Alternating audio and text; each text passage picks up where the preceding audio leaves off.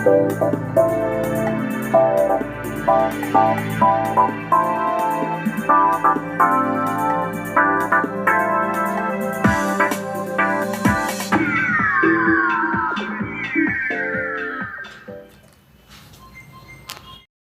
Highway में आप सबों का स्वागत है। आशा करता हूं कि परीक्षा के लिए आपकी तैयारी अच्छी तरह से चल रही होगी। आज मैं आपको बताने जा रहा हूं कि इस बार की हिंदी परीक्षा की तैयारी आप कैसे करें ताकि कम से कम मेहनत में आप अधिक से अधिक मार्क्स पा सकें। अब अपनी बात शुरू करता हूं। आप सब अंत तक मेरे साथ बने रहें ताकि मेरे इस सजेशन को आप अच्छी तरह से समझ सकें। प्रश्न संख्या 1 में गद्य यानी निबंध तथा कहानी से, कविता से तथा हिंदी साहित्य का इतिहास से MCQ यानी बहुविकल्पीय प्रश्न पूछे जाएंगे और इसके अलावे पारिभाषिक शब्दावली से भी प्रश्न पूछे जाएंगे। प्रश्न संख्या 1 मार्क्स की दृष्टि से काफ़ी महत्वपूर्ण है क्योंकि इसमें आप मैथ की तरह मार्क्स पा सकते हैं।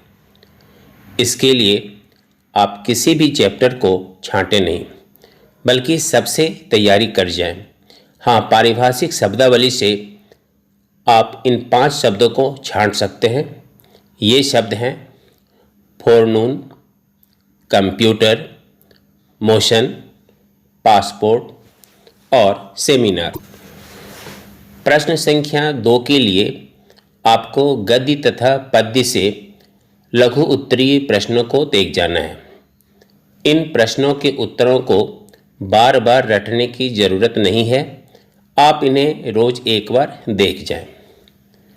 अब प्रश्न संख्या 3 के बारे में अच्छी तरह से नोट कर लें जो मैं बताने जा रहा हूँ। इसमें 2 खंड होते हैं तथा किसी एक खंड से ही उत्तर देने होते हैं। कम मेहनत में अधिक मार्क्स पाने के लिए आप खंड क से तैयारी करें। मैं ऐसा इसलिए कर रहा हूँ क्योंकि खंड क से केवल 2 पाठ की तैयारी करनी पड़ेगी। अगर आप खंड ख की तैयारी करेंगे तो आपको 3 पाठ की तैयारी करनी पड़ेगी। खंड क से आप दीर्घ उत्तर के लिए कुटज की केवल एक समीक्षा तैयार कर जाएं तथा व्याख्या मूलक प्रश्न के उत्तर के लिए कलाकार की व्यक्तिगत ईमानदारी को अच्छी तरह से देख जाएं। अगर आप खंड ख की तैयारी करेंगे तो आपको एक की बजाय कम से कम 4-5 दीर्घ उत्तरीय प्रश्नों के उत्तर तैयार करने होंगे तथा व्याख्या की तैयारी भी करनी पड़ेगी। इसलिए आपको मेरी सलाह है कि आप खंड क की ही तैयारी करें। प्रश्न संख्या 4 में भी 2 खंड होते हैं और किसी एक खंड से उत्तर देने होते हैं। खंड क में प्राचीन काव्य से और खंड ख में आधुनिक काव्य से प्रश्न पूछे जाते हैं। इसमें भी आपको मेरा यह सुझाव है कि आप खंड ख की बजाय खंड क की तैयारी करें।